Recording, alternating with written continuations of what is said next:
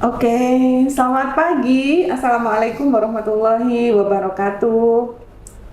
Selamat pagi, sahabat Smart, dimanapun Bapak Ibu Anda berada semuanya. Senang sekali pada kesempatan pagi hari ini kami dari Tim Promosi Kesehatan Rumah Sakit RSUD Smart Kabupaten Pamekasan dapat menjumpai Bapak Ibu sekalian ya.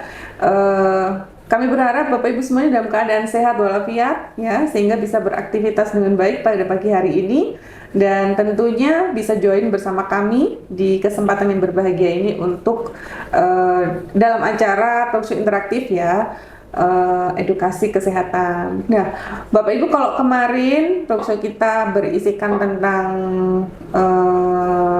pelayanan, ya, informasi pelayanan yaitu pendaftaran online rawat jalan di RSUD Smart itu seperti apa. Hari ini kita akan bahas tentang penyakit ya, tentang penyakit seperti yang Bapak Ibu sudah mungkin bisa dilihat di media sosial kami bahwa pagi ini kita akan bahas tentang demam berdarah ya, waspada penyakit demam berdarah yang memang penyakit ini memang masih menjadi perlu concern kita bersama ya, berbagai macam pihak, baik itu fasilitas kesehatan, tenaga kesehatannya, atau bahkan pemerintah setempat dan juga masyarakat ya, tentunya dalam proses pengendaliannya ini penting sekali karena case-nya ternyata masih sangat tinggi sekali di Jawa Timur. Di periode Juli ini di 2024 itu sudah mencapai 21.329 kasus. Nah, ini perlu menjadi perhatian kita bersama. Mudah-mudahan di 2024 ini setelah bulan Juli ini tidak semakin meningkat kasusnya, tapi kita berusaha menekan itu untuk tidak bertambah banyak lagi. Oke, Bapak Ibu, seperti biasanya kita ditemani narasumber nggih. Kita akan bahas tentang demam berdarah pada pagi hari ini.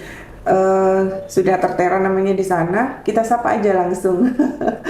Oke, ada Dr. Novel Widya Saputra, spesialis anak. Selamat pagi, Dok. Selamat pagi. Semangat ya, Dok? Alhamdulillah. Alhamdulillah. Saya lihat segar sekali ini ya, Bapak Ibu. Ada Dr. Novel di sini. Kita sapa beliau dengan Dr. Novel. Jadi beliau ini adalah dokter spesialis anak yang kebetulan amanahnya di RSUD ya, Dok, sehari-harinya. Ada di Poli, kemudian di rawat inap juga ya. Betul. Picun itu juga ya, Dok? Semuanya. Waduh, semuanya. Oke. Ada Dr. Novel di sini.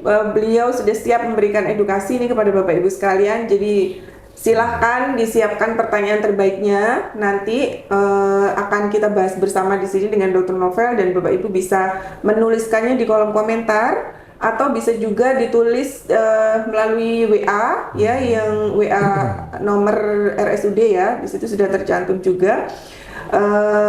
Nanti Bapak Ibu yang beruntung akan memperoleh merchandise menarik dari RSUD, jadi bisa dimanfaatkan dengan baik. Kira-kira seperti itu. Oke, kita mulai saja nih, Dok. Saya nggak sabar nih bahas tentang DBD gemes karena kalau boleh sedikit cerita nih, Dok. Minggu yang lalu itu kita RSUD diundang oleh kabupaten ya. Jadi untuk dalam acara pertemuan gitu ya, membahas tentang pengendalian ya, pencegahan atau pengendalian DBD di Kabupaten Pamekasan ya. Kemudian juga terkait dengan promosi kesehatannya, penguatan promosi kesehatan. Untuk itu kita pagi ini melakukan ini nih supaya bisa share ke masyarakat kebijakan pemerintah apa saja yang perlu diperhatikan oleh masyarakat kita untuk bisa menekan angka kasus DBD ini di Pamekasan ini, khususnya di kabupaten kita sendiri ya, Dok. Oke, saya pengen dokter mungkin pengen dengar sedikit cerita nih, Dok, kasus DBD terutama di yang masuk ke RSUD ini seperti apa? Akhir-akhir ini apakah memang banyak, seperti kalau datanya kan banyak ya, Dok, apakah sampai puskesmas atau di rumah sakit juga angkanya banyak? Monggo, Dok. Kalau 1 bulan 2 bulan terakhir ini tiap hari ada. Waduh. Tiap hari ada kasus baru ya. Tiap hari ada kasus baru. Jadi sebetulnya sih kalau misalkan kalau melihat musimnya ya, kalau lihat musimnya seharusnya ini sudah enggak ya. Ternyata tiap hari saya pribadi masih ada konsulan yang menyebutkan ini pasien-pasien demam berdarah, baik itu datang langsung ke UGD datang langsung ke praktek pribadi atau mungkin rujukan dari puskesmas. Masih banyak, masih berarti banyak ya, Dok. Betul. Padahal kalau kita lihat ini musimnya kan panas ya, sudah mulai ini bulan ini. Jadi ini ya apa namanya? Kalau dulu trennya DB itu sepertinya timbulnya atau kasusnya muncul banyak itu di musim penghujan. Betul. Nah kalau sekarang gimana, Dok? Nah kalau dulu di musim penghujan kan biasanya kan hujan ya. Hujan tuh menciptakan genangan air. Nah biasanya genangan air ini kan sangat penting untuk tempat berkembang biaknya jentik nyamuk ya. Jentik nyamuk akhirnya jadi nyamuk kan itu. Nah, untuk saat ini memang musimnya karena pengaruh iklim ya, terutama ada fenomena El Nino namanya. Fenomena El Nino, jadi iklim itu berubah. Bisa berubah cuacanya yang berubah atau mungkin bisa merubah siklus hidupnya dari nyamuk. Ya, itu dari nyamuk.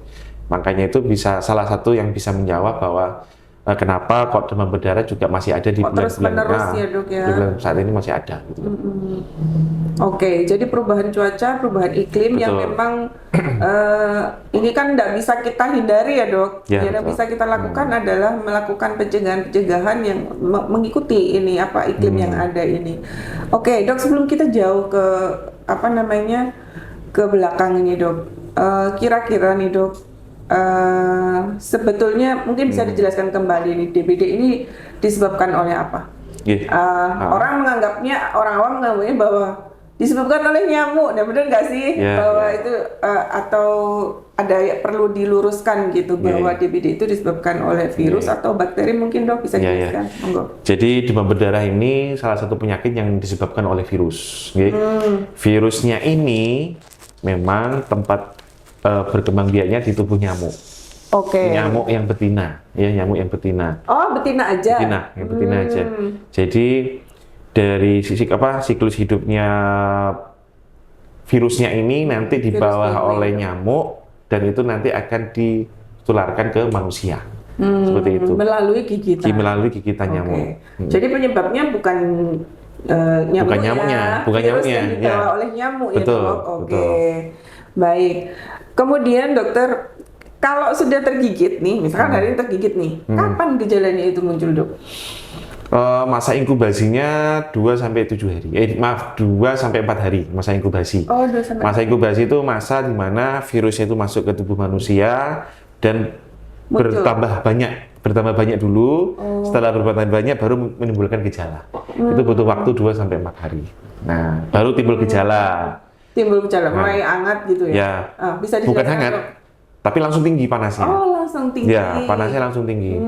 Kadang-kadang ya di atas 38 lah, 39, 40 seperti itu.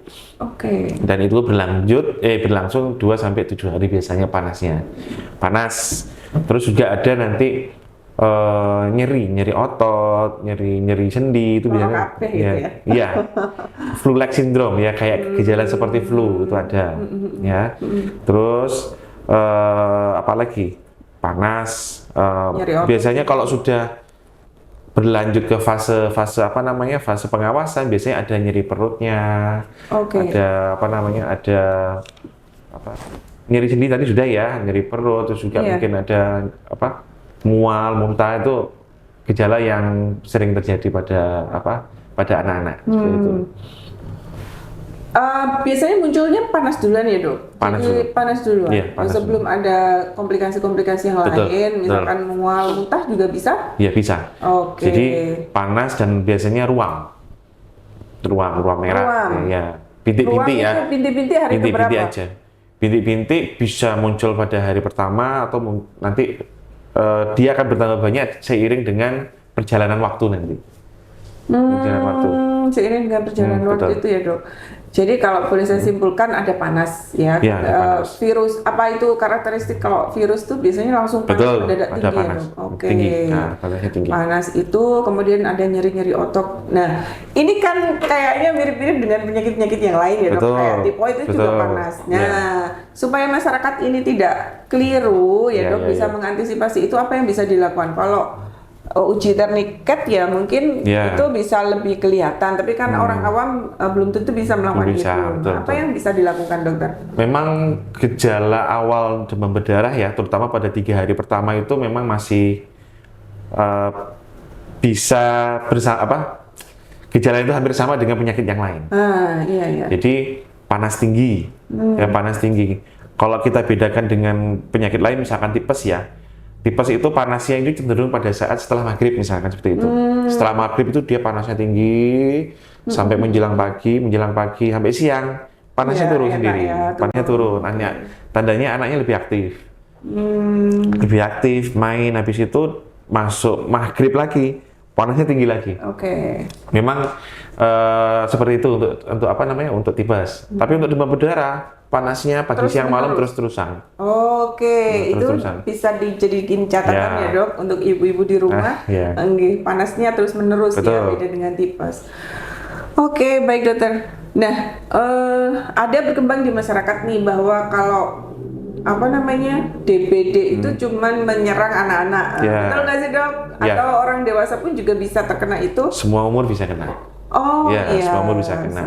Cuma memang statistik epidemiologi menunjukkan bahwa anak kurang dari 20 tahun, 18 tahun ya, itu memang hampir 50% dari semua umur memang hampir 50%, terutama anak-anak yang kurang dari 15 tahun itu 40%-an, tinggi memang. Berarti anak sekolah gitu ya dok? Yang paling banyak ya? Betul. Yang paling banyak. Harus waspada juga sih yang dewasa gitu dok. Betul. Nah, dok biasanya itu ini terkait penularannya ya dok. Kadang kan misalkan satu rumah ada yang sudah tergigit kemudian terdiagnosis gitu. Bisa nggak dia tertular kontak gitu ya? Misalkan berdekatan atau satu kamar gitu. Ada masyarakat yang masih berasumsi bahwa misalkan jangan nanti ketularan. Nah, itu bisa nggak sih? Atau memang kalau penularannya harus kalau digigit nyamuk yang menggigit itu baru menular, tapi kalau kontak fisik aja itu nggak menular. Jadi kalau penularannya hanya lewat nyamuk. Hanya lewat nyamuk. Ini catatan. Misalkan saya nyentuh pasien-pasien yang kena demam berdarah nggak akan menular ke saya. Baik itu misalkan nyentuh kulit, nyentuh daleman, misalkan nyentuh ludahnya itu juga tidak akan menular. Jadi penularannya hanya lewat gigitan nyamuk. Gitu. Hanya gigitan nyamuk saja. Yang beresiko semua umur ya dok? Semua umur. Tapi lebih banyak case-nya pada anak-anak. Betul. Betul. Nah, ini lagi unik. Saya mau cenderung lebih banyak bahas mitos dan fakta yang berkembang di masyarakat. Kalau gejalanya kan orang ya sudah tahu ya, tadi sudah dijelaskan. Ada berkembang di masyarakat itu mitos bahwa manusia itu kalau sudah terinfeksi satu kali oleh nyamuk Aedes nih, apakah nanti mungkinkah dia kena DBD lagi gitu kalau sudah pernah satu kali? Jadi demam berdarah itu virusnya itu ada 4 jenis. Kalau di Indonesia ya, di Indonesia itu ada 4 jenis. Kalau sudah kena misalkan ada 1, 2, 3, 4 gitu ya. Kalau misalkan sudah kena ke 1, dia akan kebal. Virusnya 1, tapi dia tidak kebal dengan virus yang nomor 2, nomor 3, nomor 4. Jadi kalau sudah pernah kena sekali demam berdarah, masih ada peluang untuk kena lagi. Jatahnya kalau di Indonesia itu 4 kali ya, seumur hidup. Seumur hidup itu masih 4 kali. Tapi ada di negara lain, di Malaysia misalkan gitu, itu sampai ada 5 jenis virusnya. Jadi seumur hidup bisa 4 kali sampai 5 kali. Jadi masih bisa untuk terkena demam berdarah. DBD berulang ya dok. Dan biasanya kena yang kedua kalinya. Jadi yang pertama itu biasanya gejalanya ya kita anggap berat ya. Yang kedua lebih berat lagi. Yang ketiga ringan, yang keempat ringan. Biasanya seperti itu. Yang kedua lebih berat. Lebih berat. Ini mungkin perlu diwaspadai ya dok. Betul. Banyak pihak yang harus antisipasi ini karena kalau kena yang kedua itu dokter sampaikan lebih berat daripada yang pertama. Yang pertama ya, lebih berat yang pertama. Oke, Dok, saya mau ini kalau misalkan di rumah sakit kita nih, kita kan sebagai FKRTL ya, sebagai tempat rujukan lanjutan. Kebanyakan kasus yang masuk itu seperti apa, Dok? Jadi ada yang masuk, yang pertama ya, ada yang masuk pertama. Jadi gini. Saya cerita gejalanya dulu ya, Bu ya. Jadi kan gejalanya itu kan panas dulu ya. Panas itu tidak turun-turun biasanya. Jadi gejalanya itu panas tinggi dan tidak turun-turun. Jadi kalau saya cerita ke pasien itu, panasnya itu antara 3 hari sampai 4 hari. Nah, nggak akan turun-turun. Kadang-kadang ada pasien itu, dok panasnya nggak turun-turun ya, misalnya gitu. Ya memang gejala demam berdarah memang seperti itu. Jadi gejalanya itu panas 3 hari atau sampai 4 hari. Setelah 3 hari itu panasnya akan turun sendiri. Nanti itu masuk ke fase kritisnya. Fase kritis ya. Kalau yang setelah masuk fase kritisnya hari ke-4 sampai hari ke-6 biasanya. Hari ke-7 biasanya sudah perbaikan. Hari ke-7. Jadi kalau saya bilang ke pasien-pasien itu, demam berdarah itu kalau misalkan dia panasnya hari Senin, nanti ketemu hari Senin minggu depan biasanya demam berdarahnya sudah hilang. Jadi gitu. Nah biasanya kalau pasien-pasien datang ke sini masih panas tinggi ya, Dok? Yang pertama bisa karena panas tinggi. Dan juga panas tinggi kan ada komplikasi ke kejang biasanya. Kejang gitu. Demam. Ya misalkan pasien-pasien yang kejang karena demam, terus kita telusuri sebab panasnya kenapa, ternyata ketemu demam berdarah. Gitu. Jadi lemes, kurang cairan gitu ya, Dok? Itu yang pertama.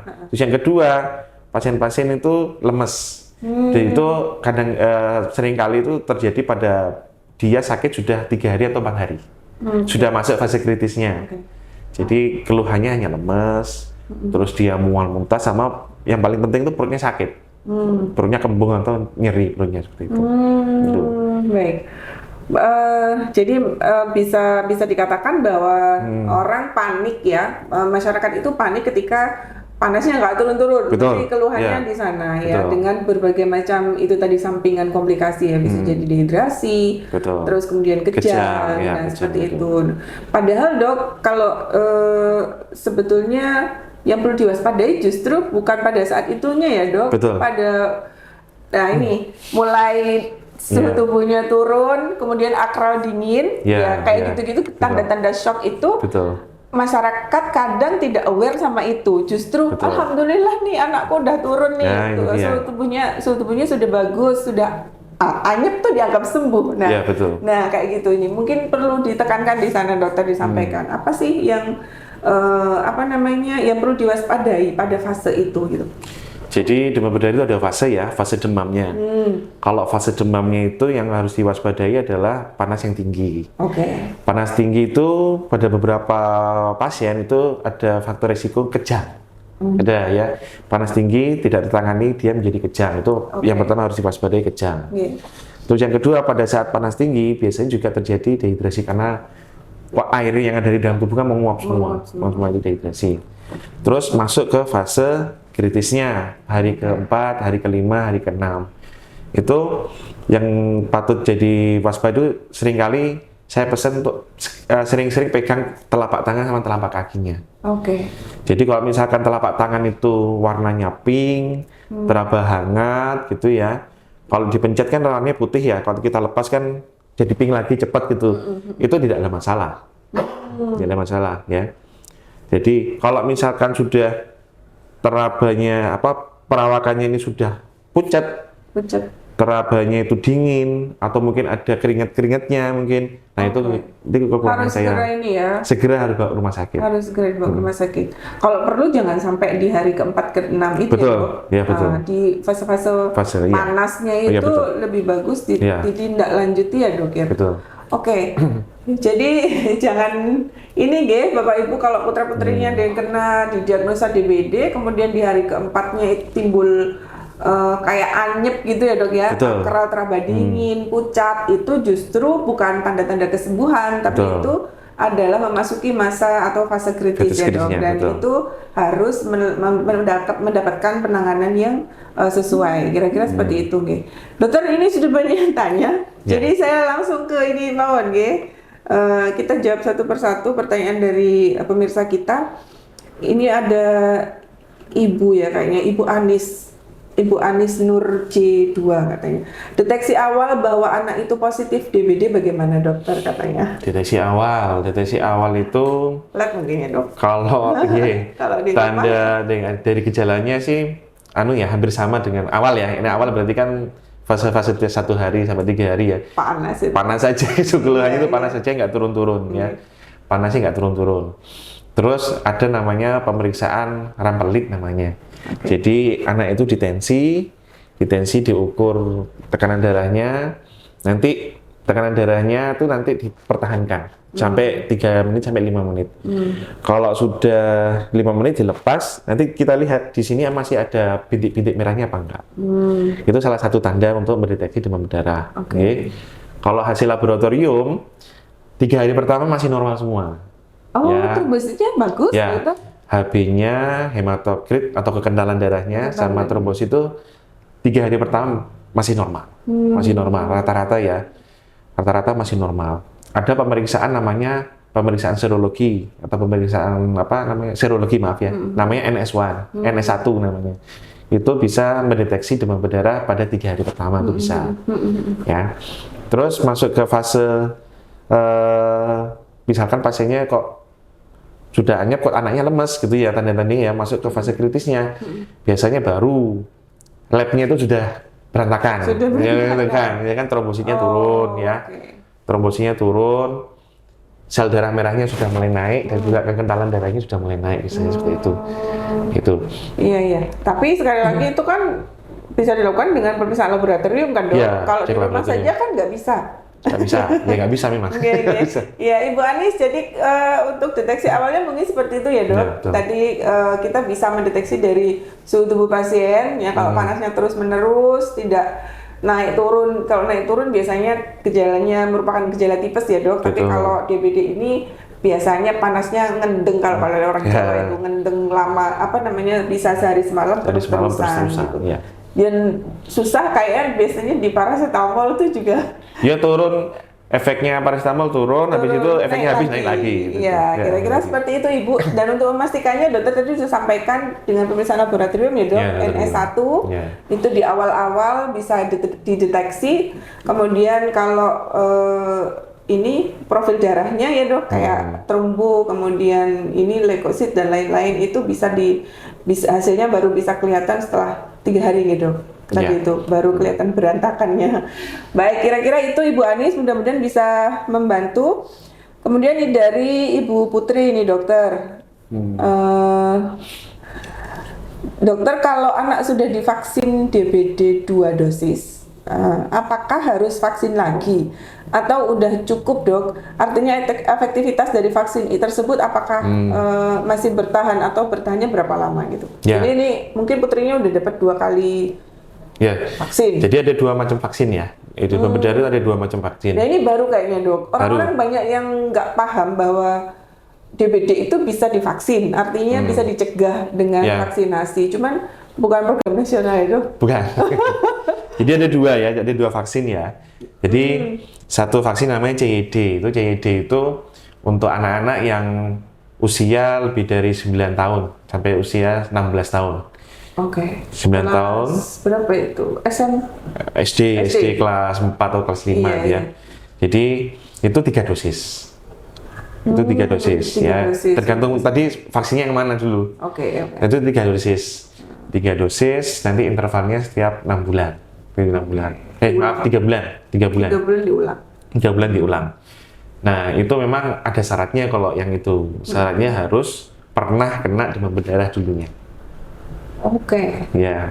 Atau mungkin nggak merasa kena nih, tapi kalau misalnya kita cek IgG, IgM dengunya positif, berarti sudah nggak apa-apa kena vaksin yang ini. Oke. Ya, ada vaksin yang nomor 2, itu yang kalau yang CID itu pakai namanya virus yellow fever namanya. Kalau yang vaksin yang nomor yang kedua ini memang pakai vaksin yang vaksin dengunya. Jadi ini untuk usia 6 sampai 45 tahun kalau nggak salah gitu ya. Jadi ini 2 dosis saja. 2 dosis. 2 dosis. Tapi itu tidak mengkriteriakan harus sudah terkena. Nah, kalau yang itu tidak ada syarat itu, tidak ada syarat harus kena demam berdarah dulu atau enggak. Okay. Dengue itu yang vaksin yang jenis kedua itu 2 kali cukup ya, Dok? 2 kali cukup. 2 kali cukup. Dengan interval? Intervalnya 6 bulan. 6 bulan. 6 bulan. Intervalnya 6 bulan. Oke. Dan itu bisa memberikan kekebalan seumur hidup? Seumur hidup. Oke. Jadi Ibu Putri, gitu ya penjelasan dari Dokter Novel, mudah-mudahan bisa membantu menjawab. Jadi dilihat dulu putrinya dapat atau putra-putrinya dapat vaksin yang mana tadi? Yang mana, betul. Iya, jadi yang 2 dosis atau yang 3 dosis. Kemudian ini ada pertanyaan dari Bapak Saiful Anwar, Dok. Dokter sedikit bertanya, ada yang mengatakan bahwa DBD tidak selalu ada bintik. Ya, cara mendiagnosisnya bila tidak muncul bintik dan solusinya apa, Dok, apabila terjadi hal seperti itu? Maksudnya gimana nih? Dan yang memperburuk lagi jauh dari fasilitas kesehatan. Oh, kesehatan, gitu. Ya. Nggak ada bintik. Apa namanya? Apakah memang seperti itu? Tidak selalu ada bintik DBD. Jadi mungkin saya harus ulangin tentang tanda dan gejalanya ya Bu ya. Yang pertama itu demam tinggi ya, demam tinggi cenderung tidak turun dengan kalau tanpa pemberian obat panas cenderung tidak turun. Terus yang kedua ada nyeri-nyeri sendi, nyeri-nyeri sendi, nyeri-nyeri di belakang mata gitu. Kemang gitu. Terus, ya? Betul kemang. Terus yang ketiga kadang-kadang ada yang mimisan, kadang-kadang ada yang gusinya berdarah spontan ya, maksudnya tidak pernah trauma, kebentur apa, tiba-tiba perdarahan seperti itu. Terus yang keempat, kadang-kadang ada bintik-bintik, ya bintik-bintik perdarahan gitu. Memang gejala untuk melihat dari gejala klinisnya, memang hampir sama dengan penyakit yang lain. Memang hampir tidak bisa dibedakan secara langsung. Cuma kalau kita nuruti terus-terusan 3 hari pertama sampai 4 hari pertama, biasanya demam berdarah itu kurvanya nanti dia panasnya akan turun sendiri pada hari keempat. Itu salah satu tandanya. Salah satu tandanya. Jadi terus untuk membuktikan bahwa ada perdarahan atau tidak, namanya tadi rampelit ya. Rampelit. Jadi ini di tensi, nanti dipertahankan tensinya kayak orang di tekat gini dekat gini ya, kelihatan ya. Biar kelihatan. Nah, setelah itu dilepas, baru nanti kelihatan ada bintik-bintik perdarahan. Seperti itu. Oke, Pak Saiful, gitu nih Dok. Jadi yang bisa, kalau gimana nih Dok, kalau kondisinya semakin memburuk tapi jauh dari fasilitas kesehatan, apa yang bisa dilakukan mandiri masyarakat di rumahnya masing-masing nih? Memang demam berdarah ini, ya, jadi harus cepet tapi kayak ini. Nah, gini. Jadi harus saya jelaskan dulu kenapa kok bisa sampai kok bisa sampai akralnya kok dingin gitu ya, kan dingin. Jadi demam berdarah ini kalau kita gampangkan ceritanya ya, pembuluh darah ini bocor semua. Ibaratnya selang ya, pembuluh darah itu selang itu bocor semua. Jadi yang ada di dalam pembuluh darah kan ada plasma darah, sel darah merah, sel darah putih dan juga trombosit. Jadi kayak dawet gitu ya. Dawet kalau kita sedot santannya terus-terusan kan tinggal itunya toh kan. Tinggal isinya doang. Tinggal isinya doang. Nah, isinya doang kalau misalkan airnya sebagai transportasi nggak ada, dia akan melambat. Jadi kalau bisa lewat pembuluh darah besar, dia bisa. Tapi kalau sudah masuk ke pembuluh darah kecil-kecil, dia akan nggak bisa lewat dari situ. Makanya jadi dingin. Makanya jadi dingin. Karena pembuluh darahnya banyak yang bocor. Ya. Jadi tugas kita ya gampangannya ya ngisi pembuluh darah itu biar full. Ya, nambah cairan, betul, nambah cairan. Jadi demam berdarah ini termasuk penyakit yang tidak ada obatnya, tidak ada obatnya, tapi sembuh sendiri. Ya, sembuh sendiri, tapi dengan pengawasan. Pengawasannya. Obatnya itu ya makan minum yang enak sudah, harus banyak, makan minum yang harus banyak. Jadi tugas kita hanya ngisi isi yang dalam selang itu biar menggantikan bocor tadi bocor ya, tadi, betul. Nah, berbicara mengisi ini tadi tentu ada beberapa pilihan makanan ya Dok yang diperkenankan ataupun malah dianjurkan dan juga ada yang dilarang gitu. Mungkin bisa dijelaskan Dok lebih spesifik? Kalau makanan minuman semua bebas ya, semua bebas ya. Cuma jadi memang kalau ada gejala mual, muntah ya, gitu kan? jadi kalau misalkan ada mual, muntah, mungkin perutnya sakit, mungkin ya makanannya mungkin halus-halus dulu, atau mungkin susu saja sudah cukup, nggak ada masalah. Gitu nih. Oke. Jadi bebas dengan catatan itu tadi ya dok. Apa namanya, untuk beberapa kasus misalkan ada perutnya nggak Sakit, enak ya, gitu kayak gitu tuh dipilih yang halus-halus halus-halus tadi dulu, dulu dan betul. tidak menyengat mungkin apa namanya makanan yang Merangsang. merangsang ya. Merangsang, ya. Ya oke. Merangsang buat Nah mual. ada nih berkembang di masyarakat dok kalau bicara makanan itu bahwa cepat sembuh nih DBD, kalau anak kena DBD dikasih jus, beberapa jus misalkan ada jus pepaya, ada jus jambu kayak gitu-gitu. Itu bagus sih, bagus apa enggak sih dok? Maksudnya dianjurkan atau justru nggak bagus untuk penyakit itu gitu? Segala jenis minuman bagus ya. Tapi tidak ada yang spesifik ya. Boleh ya. Tidak ada yang spesifik ya. Maksudnya gini, ada beberapa, mungkin ada lagi yang begini. Minum obat ini nanti bisa naikkan trombosit gitu ya.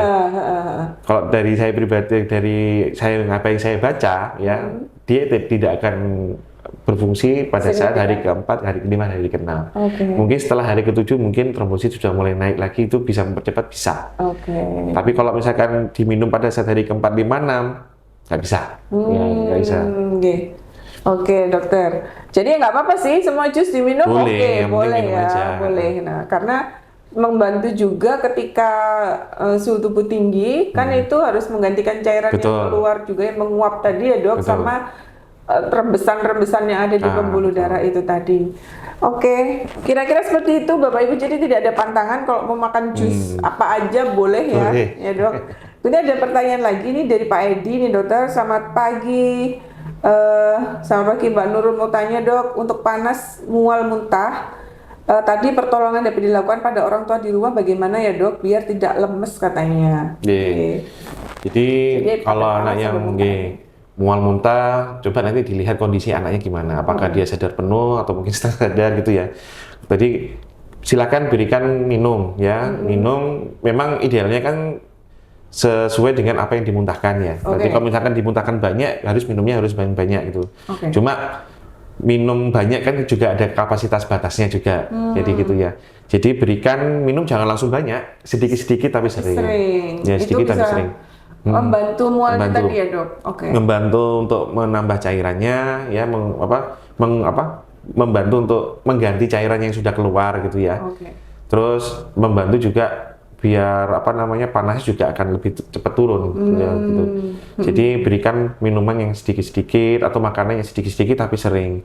Dan posisi pada saat dia minum jangan tiduran, mungkin setengah duduk aja. Kalau dia lemes mungkin ya setengah duduk, bantuannya ditinggikan nggak apa-apa. Tapi kalau udah lemes banget dibawa ke rumah sakit. Betul. Kalau misalkan ada tanda-tanda dia sudah lemes banget gitu ya, diraba tangan kakinya sudah mulai berkeringat, sudah mulai dingin, silakan bawa aja. Bawa aja ya, lebih aman kayak gitu. Karena fase kritis itu kalau tidak dilewati dengan baik bisa bablas ya dok. Betul. Kasusnya banyak kan di sini. Banyak. Jadi banyak datang sudah dalam keadaan yang kolaps semua. Ya, jadi pesan saya tuh untuk orang tua sering-sering pegang tangan sama kakinya adiknya. Nah ini dok, saya dari dulu belajar dari ibu-ibu di sebelah rumah ya dok. Sudah enak kok anak saya, udah dingin katanya, udah dingin, sudah nggak panas kayak kemarin. Loh, justru dingin ini adalah fase kritis menurut saya. Jadi ini banyak masyarakat yang belum paham gitu. Kebetulan tinggalnya kan agak di kota ya dok. Bagaimana dengan ibu-ibu yang di pedesaan yang kurang mengerti bahwa justru kalau akralnya dingin, berkeringat kayak tadi itu sesuatu hal yang harus diwaspadai kan, gitu. Mungkin itu Pak Edi sudah terjawab ya, Pak, bahwa kalau di rumah pertolongannya itu tadi ya dok, diganti cairan yang keluar atau yang dimuntahkan oleh pasien. Tapi kalau kondisinya sudah kelihatannya lemes sekali, kemudian tadi teraba akral telapak tangan atau telapak kakinya itu dingin, segera saja dibawa ke rumah sakit ya. Itu supaya tidak terlambat, karena kasusnya kalau sudah masuk smart biasanya udah banyak kasus yang datang sudah dingin semua, dingin semua. Nah, ini berbahaya. Betul. Jadi maaf ya, ada beberapa kasus anak itu sudah diinfus di rumah.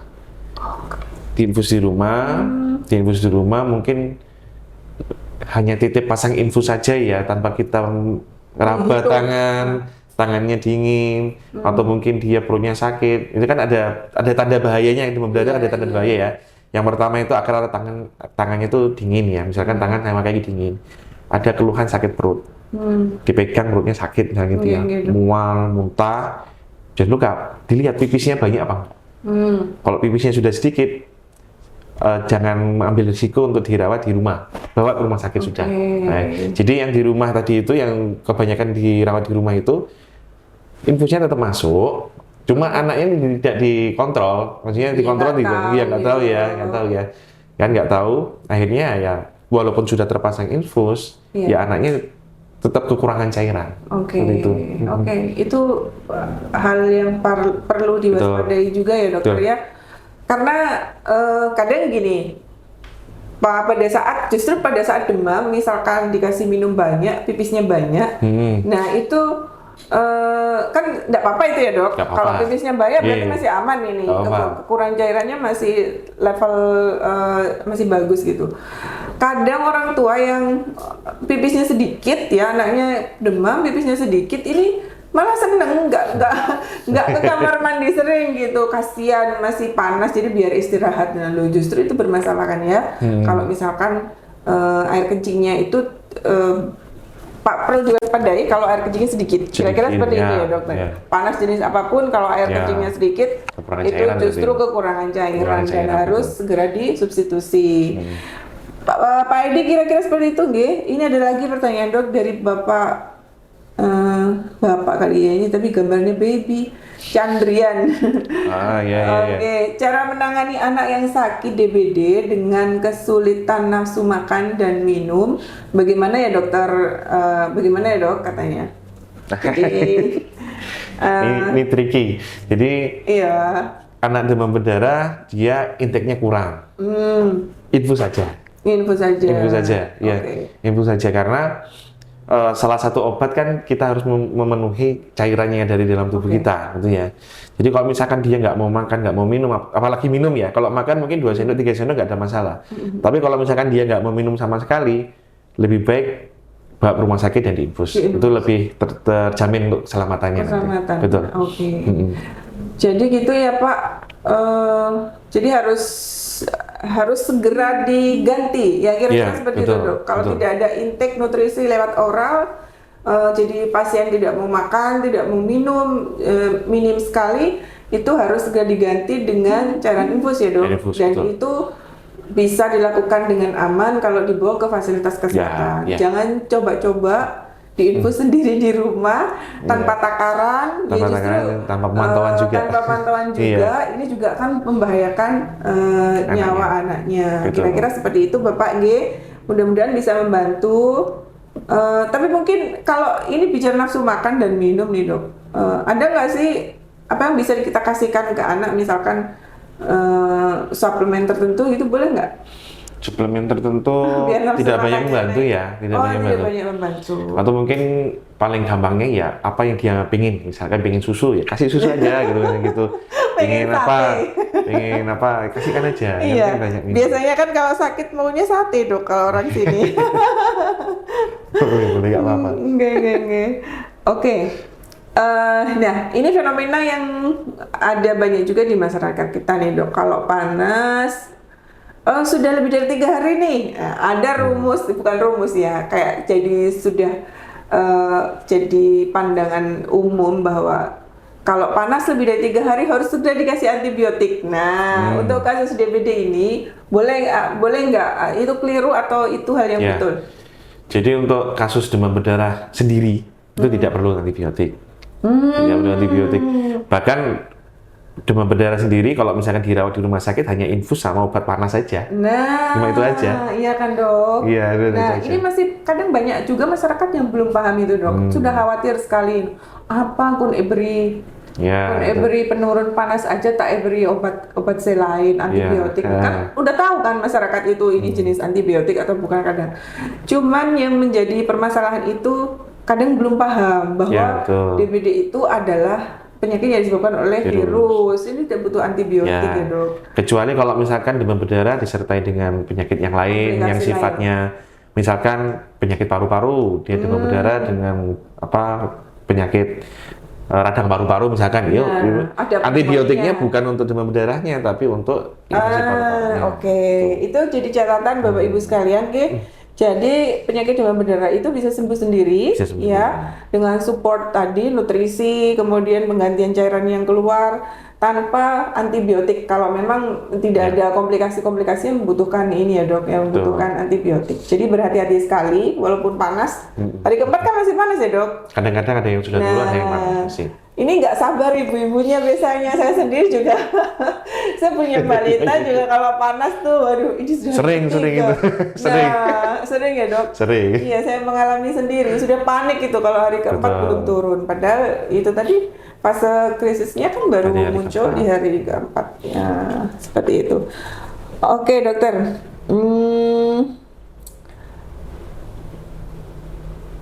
Nah, kita beralih ke ini, pencegahan mungkin dok ya. Kita sudah ngomong penyakitnya tadi itu A sampai Z, tentang demam berdarahnya. Kalau bergeser sedikit ke apa yang bisa dilakukan oleh masyarakat nih dok. Tadi dijelaskan kalau penyebabnya adalah nyamuk gitu. Apa yang bisa dilakukan? Ada istilah 3M plus yang bisa dilakukan masyarakat untuk mencegah timbulnya nyamuk yang semakin banyak ini. Apa aja itu dokter? Itu tadi 3M plus itu ya, plus abadi atau plus jentik-jentik itu. Jadi itu lebih efektif ya jika kita bandingkan dengan fogging. Ya. Dengan fogging. Iya kan? Jadi kalau misalkan 3M itu kan untuk mencegah jentik-jentiknya itu hidup ya, mencegah jentik-jentik hidup sehingga nggak berubah jadi nyamuk. Justru itu lebih aman, dan juga lebih murah biasanya daripada di fogging. Fogging hanya membunuh nyamuk yang dewasa saja, tapi tidak membunuh jentik-jentiknya. Nah ini kan nggak dipahami dok. Betul. Jadi kalau ada masyarakat di satu wilayah, satu RT aja, ada 1 atau 2 yang terkena DBD, itu langsung sudah responsif sekali dengan minta ke puskesmas supaya cepat-cepat di fogging. Padahal tidak serta-merta seperti itu kan ya? Tidak. Yang lebih banyak membantu adalah dengan 3M plus itu tadi. 3M plus ya. Mungkin untuk gampangannya kalau misalkan kita malas untuk bersih-bersih ya, di tiap kamar mandi kasih aja ikan. Ikan kan bisa kan memakan jentiknya. Memakan jentiknya, insya Allah bisa membantu. Itu membantu sekali ya dok. Jadi 3M yang seperti biasanya itu yang menguras, kemudian menutup, mendaur ulang tempat-tempat yang biasanya digunakan nyamuk untuk berkembang biak itu sebetulnya lebih banyak membantu untuk tidak lahir nyamuk-nyamuk yang baru ya. Yang kira-kira seperti itu. Jadi Bapak Ibu, jadi sebetulnya kalau kita bicara mengenai DBD, fokusnya itu pemberdayaan masyarakat ya mungkin dok. Itu sangat membantu sekali. Kita yang ada di fasilitas kesehatan, baik dokter, perawat maupun tenaga kesehatan lain, mungkin hanya bisa membantu kalau sudah terjadi sudah sakit itu baru dibawa ke kami. Tetapi yang paling penting kan adalah pencegahannya. Jadi pencegahan supaya nyamuk itu tidak bertambah banyak, tidak bertambah menginfeksi, menularkan ke orang lain. Kira-kira seperti itu. Jadi peran masyarakat di sini sangat penting sekali Bapak Ibu, kesadarannya. Jadi silahkan 3M itu dikerjakan di rumah masing-masing sehingga bisa dicegah nyamuk itu bertambah banyak. Kemudian kayaknya hal-hal kecil bisa dilakukan ya dok. Selain 3M plusnya ini kan banyak sekali jenisnya. Seperti dokter jelaskan tadi, naruh ikan di kamar mandi, kemudian memakai lotion nyamuk, memakai kelambu, kayak gitu, tidak nyentel baju apa bahasa Maduranya ya, baju kain-kain itu kan senengannya nyamuk ya, yang gelap-gelap biasanya. Nah, baju-baju kotor itu kalau misalkan udah kotor ya langsung masukin mesin cuci atau di keranjang tertutup, kira-kira seperti itu. Banyak sekali hal yang bisa kita lakukan ini. Oke, dok, ada pertanyaan lagi nih dok, kita masih punya waktu. Oh, sudah mepet sekali, tapi saya akan bacakan.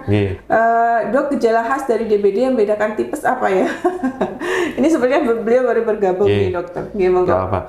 Jadi gejala demam berdarah yang khas itu nggak ada, hampir sama dengan penyakit yang lain. Cuma lebih khas tipes malahan. Kalau tipes itu demamnya bervariasi ya. Jadi demamnya itu pada saat selepas maghrib itu tinggi banget. Nanti selepas pagi sampai siang itu enak. Tipes ada gejala kayak pencernaan. Kalau nggak mencret ya susah buang air besar. Itu kalau tipes. Tipes ya. Dan juga tipes biasanya kalau misalkan ada gejala yang ketiga itu biasanya kalau panasnya tinggi sering ngigau. Ngigau ke saraf biasanya, ngigau seperti itu. Demam berdarah nggak ada. Demam berdarah hanya panas tinggi saja. Panas, ada nyeri-nyeri sendi, kemang-kemang di belakang mata misalkan gitu. Ada bintik-bintik perdarahan mungkin. Nah itu yang biasanya 3 hari pertama. Iya, Ibu Frista seperti itu nggih. Jadi apa namanya memang agak berbeda karakteristiknya, tapi memang itu tadi kok harus benar-benar terobservasi kan dok. Kalau dari 24 jam itu nggak diraba mana bisa diukur suhunya kan orang nggak bisa membedakan gitu. Ini tipoid atau demam berdarah. Kemudian berikutnya dok, apakah ibu menyusui dengan demam berdarah bisa menularkan ke bayinya? Tidak bisa. Oh tidak bisa. Oke. Jelas sekali ya ibu ya. Dan jawabannya dengan dokter Novel tadi di awal juga sudah dijelaskan bahwa penularan DB itu melalui gigitan nyamuk, ya dok ya.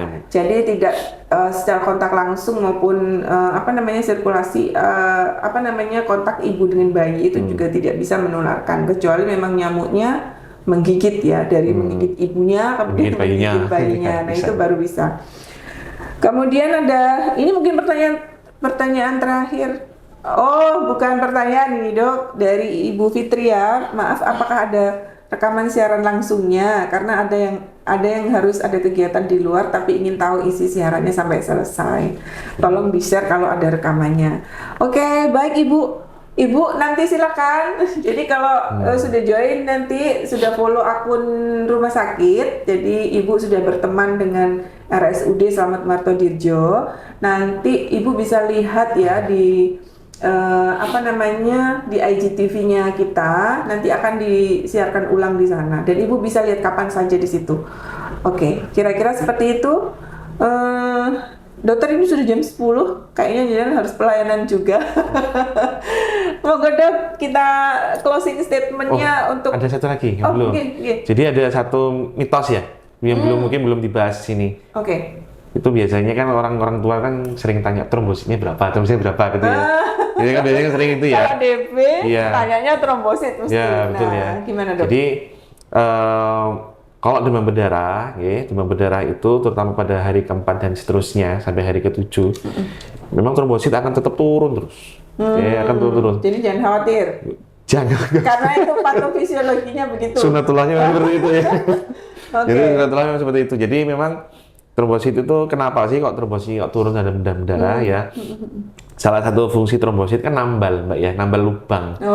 Ya kan kalau pembuluh darah kita banyak lubangnya, ya berarti kan trombosit yang dipakai untuk nambal lubangnya tambah banyak. Ya. Sedangkan pabriknya trombosit kan di liver ya, di hepar itu ya. Itu diganggu sama virusnya. Jadi produksinya berkurang. Tapi kerjaannya banyak. Jadi ya bertambah sedikit untuk trombositnya. Cuma untuk biasanya yang bisa menggambarkan ini gejalanya kok berat atau ringan biasanya anjloknya trombosit itu. Misalkan dari 200.000 ke 90.000 misalnya itu anjlok banget ya.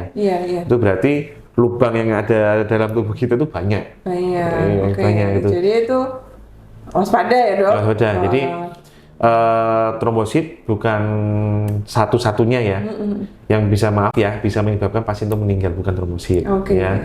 Jadi yang harusnya lebih banyak ditanya kepada dokternya adalah kekendalan darahnya bagaimana. Bisa didapatkan dari hemoglobin atau hematokrit namanya. Hematokrit. Ya. Jadi kalau misalkan hematokritnya itu meningkat, ya misalkan sekarang 38%, besok dicek ulang itu 41%. Nah, itu kan meningkat itu. Artinya bagus progresnya. Tambah jelek. Enggak. Iya. Itu jelek berarti. Jadi kan darahnya semakin kental. Semakin kental berarti kan harus kita tambah cairan itu. Jadi kalau demam berdarah pada saat perawatan di rumah sakit dengan hasil melihat lab itu bisa kita, oh ini cairannya sudah harus saya kurangi, harus saya tambah. Dari hematokrit ya dok? Dari hematokritnya. Jadi trombosit itu tidak saya jadi mungkin pemeriksaan itu trombosit nomor 5 gitu misalnya gitu ya. Jadi bukan yang utama. Jadi mungkin nanti bisa sedikit menggambarkan ke keluarga yang lain. Oh trombositnya tambah turun kok belum membaik ya, berarti nggak sembuh-sembuh di sini. Bukan, memang prosesnya, akan tetap ada proses perjalanan penyakitnya kayak gitu ya dokter. Betul. Oke. Dan sabar, nanti kalau memang tidak ada komplikasi demam berdarah itu, pada hari ke-7 dia akan naik sendiri. Naik sendiri trombosit itu. Usah khawatir, ya sabar itu tadi. Kan ada timingnya ya dok ya, ada timingnya tertentu. Oke. Mungkin itu tadi pesan-pesan dari Dr. Novel. Jadi jangan terus tanya-tanya tentang trombositnya berapa, kemudian terlalu khawatir gitu ya dok. Mungkin terlalu khawatir sama jumlah trombosit kok tambah turun gitu. Itu nanti progresnya akan berlangsung. Nanti kalau waktunya naik sendiri Bu. Cuman semuanya harus disupport itu tadi ya. Dan dokter juga sudah jelaskan tadi ada banyak komponen-komponen yang yang perlu sangat diperhatikan sekali selain dari trombosit, tapi tentunya itu kami dari tenaga medis ya dok yang akan memantau itu gitu, dan nanti Bapak Ibu bisa bertanya kepada dokter untuk progresnya seperti apa. Nah, indikator-indikator itu biarlah nanti Pak dokternya sama Bu dokter yang mengurus itu ya Bapak Ibu. Jadi jangan terlalu cemas kalau misalkan hasil labnya kok turun terus nih dok, gini-gini. Nah, ada nanti dipikirkan yang lainnya oleh kami dari tenaga kesehatan. Baik, kira-kira seperti itu perbincangan kita. Kayaknya masih ini ya dok. Saya asik sekali bahasanya karena masyarakat butuh sekali akan hal ini. Tapi mungkin poin-poinnya sudah bisa sudah tersampaikan tadi nih dok. Kalau boleh saya ambil kesimpulan bahwa kasus DBD ini kami yang di fasilitas kesehatan tentu hanya bisa kasus-kasus yang sudah orang-orang yang sudah terkena DBD itu yang bisa kami tangani. Tapi sekali lagi peran masyarakat ya luas itu justru lebih penting dibandingkan dengan kalau sudah kejadian gitu. Jadi pencegahan itu lebih penting. Jadi mohon bantuannya Bapak Ibu masyarakat terutama di Kabupaten Pamekasan karena angka kita masih tinggi, masih perlu dikendalikan dengan baik. Kemudian silahkan kalau ada kegiatan acara seperti ini untuk di-share ke family, ke tetangga maupun ke masyarakat sekitar supaya mereka sama-sama tahu dan meningkatkan kesadaran masyarakat nih dok, supaya lebih aware lagi bahwa perkembangan nyamuk itu yang perlu kita kendalikan. Kemudian lingkungan, kebersihan lingkungan itu juga perlu kita kendalikan supaya tidak sampai nyamuk itu bermultiplikasi lebih banyak lagi dan menyebabkan kasus demam berdarah meningkat. Kira-kira seperti itu. Oh ya, satu lagi kami informasikan bahwa vaksinasi DBD itu ada ya dokter ya. Cuman pemerintah kita belum memberikan secara gratis. Jadi Bapak Ibu mungkin bisa di fasilitas kesehatan ya untuk vaksinasi ya dok. Di dokter betul ya. Ada beberapa tempat di Pamekasan mungkin yang bisa kan Bapak Ibu bisa mencari informasi tentang itu vaksinasi DB supaya untuk mencegah juga ya agar tidak terkena DB ya seperti itu, karena kasusnya walau bagaimanapun kalau tidak tertangani dengan baik juga fatal ya dok akibatnya. Jadi itu saja dari kami mungkin pagi ini. Oh ya, di sesi terakhir ini mungkin saya ingin memberikan door prize untuk penanya kita. Penanya yang pertama dari Ibu Anis ya, Ibu Anis nanti berhak dapat door prize. Kemudian Chandrian ini ya, Bapak atau Ibu ya? Ini Ibu atau Bapak Chandrian, nanti boleh silahkan DM ya, dari dua itu silahkan nanti DM ke akun Instagramnya RSUD untuk pengambilan merchandise atau souvenirnya. Kira-kira seperti itu perbincangan kita pada pagi hari ini Bapak Ibu. Mudah-mudahan kita bisa bertemu lagi di minggu depan dengan topik-topik kesehatan yang lainnya ataupun seputar pelayanan yang ada di RSUD. Saya Nurul Hidayah dari Promosi Kesehatan Rumah Sakit, dan tentunya Nur Novel pamit undur diri. Bapak Ibu sekalian, sahabat Smart, mohon maaf apabila ada yang kurang berkenan. Mudah-mudahan yang kami sampaikan bermanfaat untuk Bapak Ibu semuanya, dan salam sehat. Iya, Assalamualaikum warahmatullahi wabarakatuh. Waalaikumsalam warahmatullahi wabarakatuh.